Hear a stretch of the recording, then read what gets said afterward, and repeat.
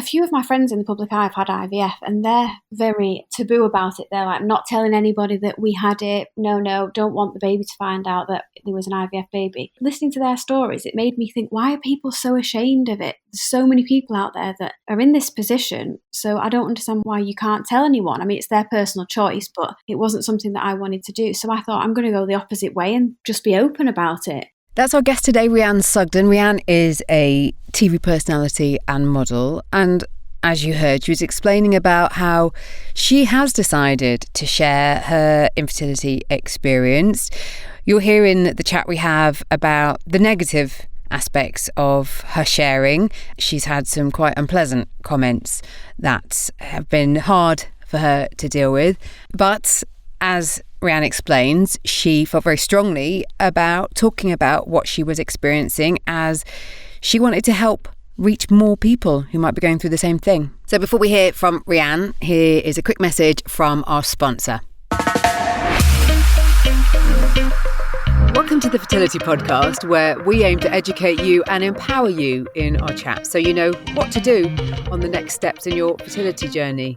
Now, we're living in strange times where there is a lot of uncertainty, but we hope to always give you a constant place to check into and find out new information. Kate, you and I still haven't got to see each other in person. I know, it's been ages, hasn't it? It's been way too long. And I think each time I try to put a plan in place and book a train ticket, another lockdown happens. It's like putting your sunglasses on and then the sun going in. I know. Well, let's hope we can get something in soon because, we've got lots to talk about, haven't we? I'd really like it if we could see each other before the end of the year, because I think we need to do a special Christmas episode in person. What do you think? We do, because if you remember last Christmas, that's exactly what we did in John Lewis. Do you remember? Yes, I remember it very fondly. So that's our aim. Our aim is to have a Christmas episode face to face. Deal? Deal. But before we get to Christmas, let's talk about our next series. So we've been talking all about the early years and the things that you wish you'd known. Now we're moving on to things into later years. So this is for you if you've been trying for a while and wondering what else might be going on. We're always having this conversation online as well. So make sure you follow us on our socials. I'm at Fertility Poddy. And I'm at Your Fertility Journey.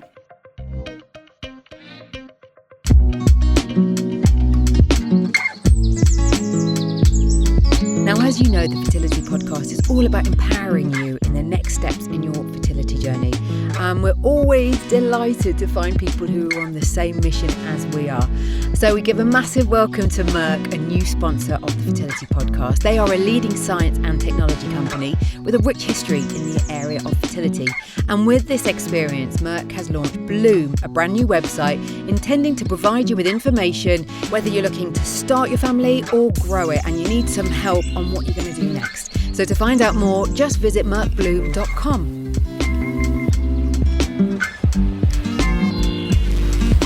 So, Rhian, welcome to the Fertility Podcast. It's really lovely to have you here. It's nice to be here. And am I right in saying this is your first podcast chat? This is my first podcast chat, yep. Taking my podcast virginity.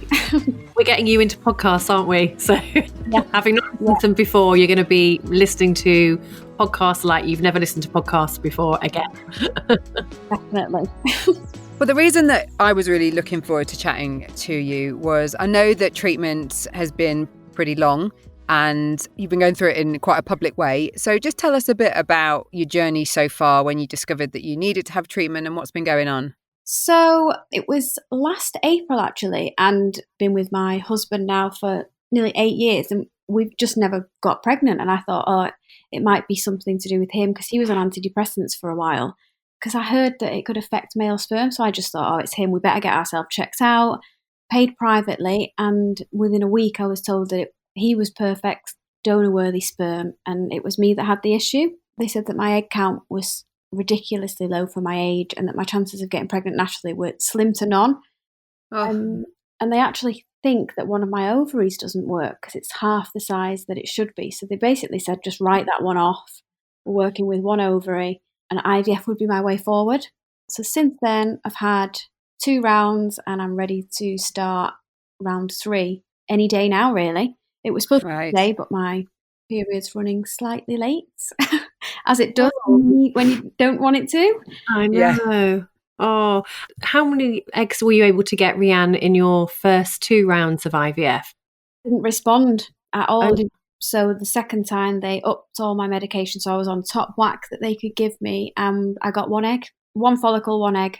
wow, It okay. was a grade A egg, fertilised. We paid for the culture tank where Yeah.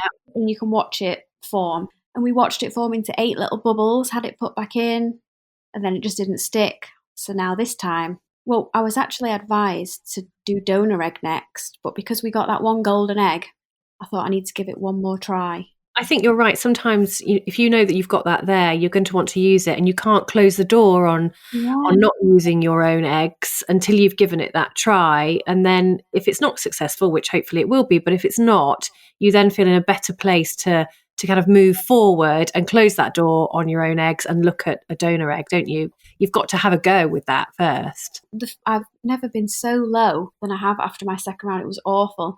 And I swore to myself, I can't put myself through that again. So as April hit lockdown, we had consultations over the phone ready for donor eggs. So we put ourselves on the list. I paid to be put on the list, did all of our preferences. And then something just said to me in like June, July, no, 1 more go. So I'm fully prepared to go down the donor route. It doesn't scare me anymore. Good. And it's kind of given me a bit of reassurance because, I mean, Kate, you might be able to correct me on this, but I'm sure, can you have a donor even if you've had menopause, gone through the menopause? Well, the fact that your ovarian reserve is low doesn't actually impact because you take the ovaries out of the equation. So you're just looking at your uterus. So yes, but effectively, it's now irrelevant. If you decide to go for donor egg, you'd obviously be having a good quality donor egg from a woman, most likely in her 20s. Yeah. And therefore, it takes that whole issue away and you're more likely to be successful then with a donor egg. Yeah. So, because I've got that in the back of my mind, and I think, well, if this doesn't happen, it doesn't mean I'm never going to have a baby. So I'm much more relaxed this time. Whereas the first time, it's kind of like, oh my God, what happens next? What happens next? What do I do next? So I find it easier to cope if I know what's next, if I can plan ahead. Yeah. And Rhian, how old are you? 34, I think. So in terms of the conversations you were saying, and we talked a bit before we started recording, that you felt pretty isolated around this and not really been able to talk about it. Yeah. And you're in a job that has you in the public eye. You've got a famous husband who's on the telly. And unfortunately, the nature of your work means you are in the public eye. So how has that been, trying to navigate your way through this, doing what you do? I mean, you're a lingerie model and you're on TV, you're photographed all the time. People are mean and comment on how you look. And you've been going through something so personal and invasive with your body. How have you been feeling? And you said, emotionally as well. So a few of my friends in the public eye have had IVF and they're very taboo about it. They're like, I'm not telling anybody that we had it. No, don't want the baby to find out that there was an IVF baby. And I kind of, listening to their stories, it made me think, why are people so ashamed of it? There's so many people out there that are in this position. So I don't understand why you can't tell anyone. I mean, it's their personal choice, but it wasn't something that I wanted to do. So I thought, I'm going to go the opposite way and just be open about it. Made my little IVF Instagram and realised there's so many women out there that we just support each other. It's like a different world, isn't it? People know what you're going through, so we're able to support. None of my friends could get their head around it. They were just like, oh, just think positive, it will happen. And you just want to scream and be like, it's not that easy, you don't understand. So it actually helped me. And the more I shared with these women, the more I thought, you know what, I'm going to share my story publicly. And Natalie and I have talked about quite a lot on the podcast how Instagram particularly is a very supportive environment for the fertility community. And I think there's so much good that has been done through it. And when you're talking about, not wanting to hide away, but actually wanting to share how you feel and the process that you're going through, that is so important because you're absolutely right. There is this taboo around fertility and hence, some of your friends have felt that they haven't wanted to share their information. But unfortunately, that just perpetuates this taboo, doesn't it? And means that we can't or feel that we can't talk even more. Yeah, the way that they were speaking, like, oh no, I'd never want people to find out. It made me feel ashamed for having issues because I was like, well, why can't I tell people? Why should I not? But running alongside my job, it's difficult because, like you said, I'm a lingerie model. So a lot of my followers on my work Instagram are male. So I don't know, it was different. I couldn't share my story on there because I was getting abuse saying, you shouldn't be sharing that on here. We're just on here to see your body and your underwear and blah, blah, blah. I think they just see me as a picture. So it was hard to do the crossover. And then that's when I got trolled quite a bit for basically being a page 3 girl, topless model, saying my kids are going to get bullied. I shouldn't be broadcasting this and blah, blah, blah. Aren't people horrible? It's been difficult to deal with. But I guess, people put themselves in the public eye, expect a bit of scrutiny and things like that. But when it's something so personal that I don't have control over, it's difficult to comprehend that people can be so sick in the head. Do you know what I mean? And just because you're in the public eye, it doesn't mean to say that you should put up with it. And it doesn't mean to say that it should happen. And I think as a world, we've gone completely mad. That why do we do that? Why do we feel that it's okay to be so nasty to people over a platform that actually you're not face to face? It's actually just cowardly, isn't it? It's nasty. And it might not be to everyone's cup of tea, my career choice. I'm not trying to ram it down everybody's throat, but I've made a living from it. I've made a career. I'm now paying for my own IVF because people were kicking off at me for NHS funding. My first cycle was cancelled, so I actually didn't need NHS funding for that. But going forward, I've paid for it because I don't want people to think that I'm free. Do you know what I mean? It's just put a lot of pressure on in different ways. But if I can help one lady or man that's suffering infertility and make them feel better about themselves, that's all I'm happy with now, because it's just removing yourself and looking at the bigger picture of things, isn't it?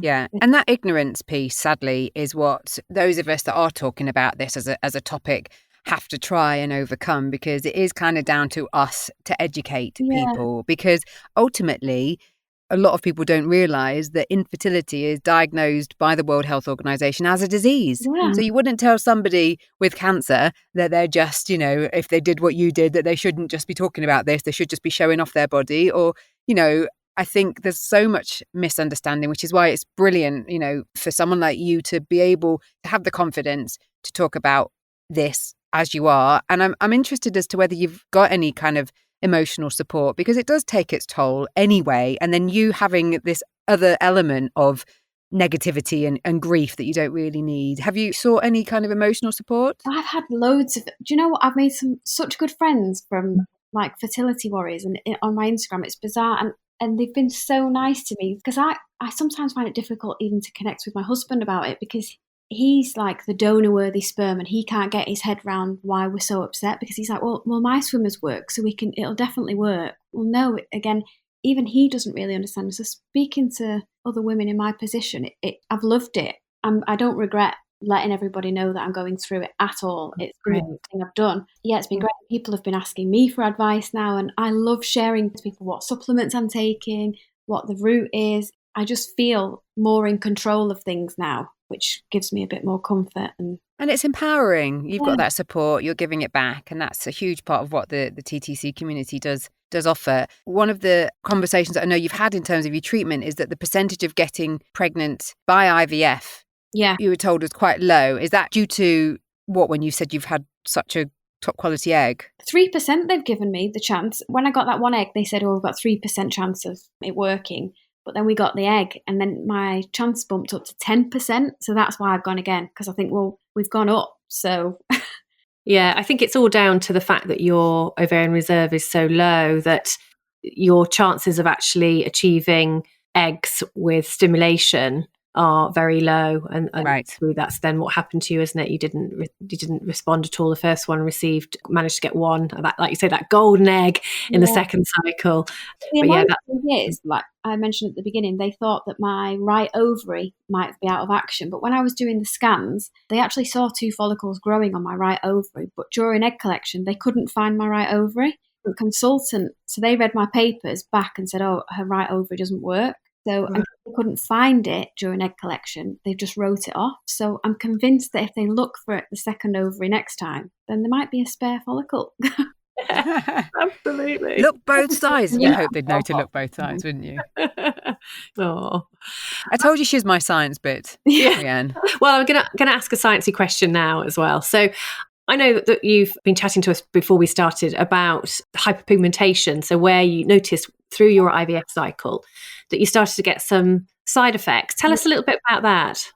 So I've always had freckles on my face and I've loved them, but the last 12 months I seem to have got like, it's hard to explain over voice, but it's like they've spread across my nose. It's like I've had goggles on and then got like a brush of them right across my face. And I thought, oh my God, all of a sudden I thought I've massively been hitting the sunshine and getting sun damage. I went to see a dermatologist and they said that it will be due to my IVF medication, which I never even put two and two together. I know. And it's actually really interesting. I'm not surprised that you didn't put two and two together, because there is really little evidence out there, which is a real shame. There's quite a bit of hearsay. So I did a little bit of investigating, and it's certainly mentioned by doctors and clinics, and women themselves are mentioning this and saying that, they noticed that their skin changed, they got more freckles, skin pattern would just look really different.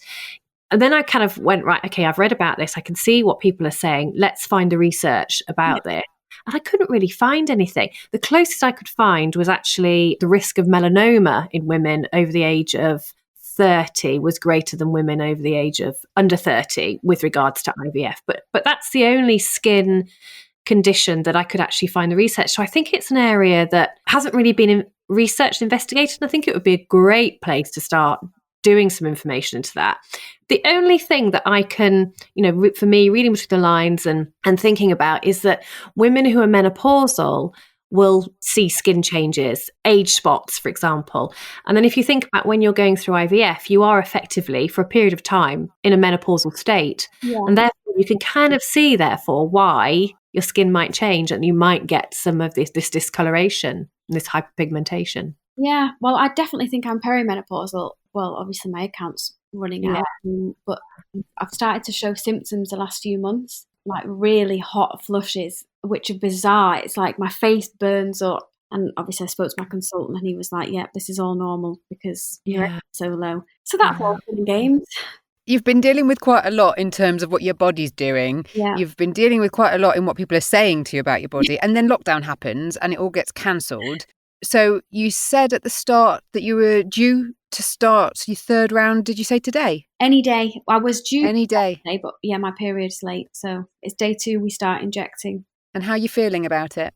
To be honest, I haven't thought about it that much. I've tried not to think about it. The first 2 times I was strict with my diet, cut out sugar, made me feel crap because I just cut everything out that I loved, every supplement under the sun. And this time I'm going for a more relaxed approach. I'm just going to carry on as I am. I've not cut out. I mean, it's difficult to cut out drinking, and I don't drink in excess anyway, but in lockdown, it's really hard to cut everything out and cut drinking out. So I'm just going in. And especially as like me, you're in tier 3. So not much going on up here at the minute. So the odd glass of wine a week I've not cut out. I'm just on Zeta West supplements and trying to eat my vegetables, and that's as much as I've done this time. But that sounds like you've got it right. You've got a lovely balance that seems that you're not really stressing about. Isn't that the best way to go into an IVF cycle? I think so. Hopefully, because the first 2 rounds where I was so strict with everything, I stopped my husband from drinking. I was honestly taking about 14, 15 supplements a day, and it didn't really get me very far. So I'm going to try a complete opposite approach and see how I get on this time. And also, we have it on good authority from a fertility nutritionist friend of the show called Melanie Brown, who I'll send you a link to her chat, Rhian, because she gave some really good links to organic wines. So, if you're going to have a glass of wine, she was saying, just get yourself the best one. Yeah. So, I think as we all agree, when you're going through something like this, you want to be in the best place possible emotionally as well as physically. And so if that glass of wine helps, then I think Kate and I are both in that agreement that it helps. Yeah, it is difficult to be in a good place anyway at the moment, isn't it, emotionally? I mean, I think everyone's mental health's being affected in some way or another. So as long as we're just trying to keep a balance, I think we'll go in with it that way. And before we let you go, Rhian, you talked about being totally open to the donor conversation, if that's the route that you need to take. Yeah. And you've talked about the support that you found on the Insta community. And again, there is a brilliant kind of donor conception community as well. Is that something that you've looked at yet, or are you waiting to see?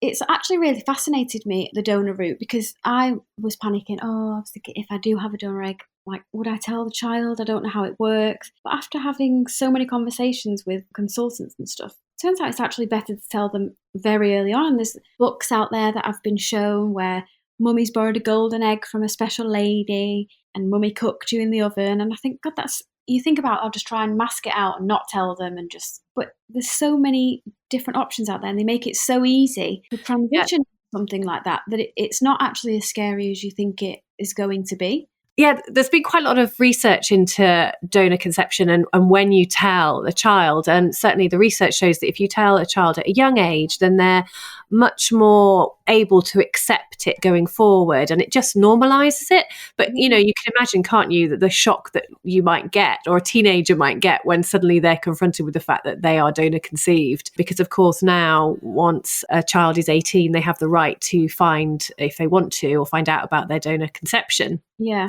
Donor parent.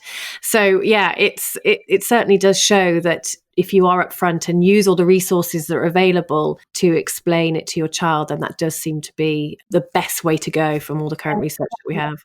And I've spoken to a few ladies that have used donor egg, and they've said even though the child can't necessarily look like them, some of them have said they do look like me, they act like me, the personality's in them. Yeah. So it's just a genetics thing, isn't it? So, it is. I don't know if you know very much about epigenetics, but there's genetics and there's epigenetics. And epigenetics is all about how you have the ability, the baby in utero, in the uterus, you have the ability as the parent to actually switch on and switch off certain genes.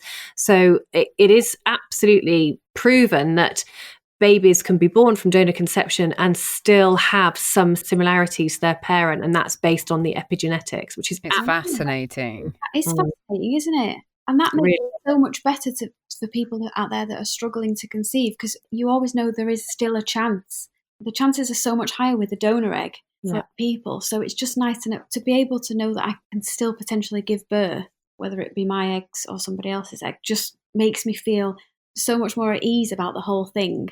Yeah, and that's what we want. Yeah. Thank you so much for sharing, Rhian, and best of luck with everything that happens next. Yeah. Let the fun begin.